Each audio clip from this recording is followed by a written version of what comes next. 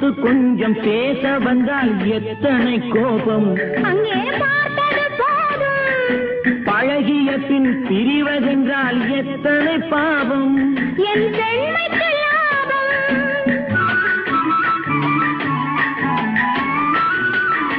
பார்த்து கொஞ்சம் பேச வந்தால் எத்தனை கோபம். அங்கே பார்த்தது போதும். பழகிய பின் பிரிவதென்றால் எத்தனை பாவம். என் பெண்மைக்கு லாபம். தெய்வம் வந்து சாட்சி சொன்னால் கோபம் தீருமா.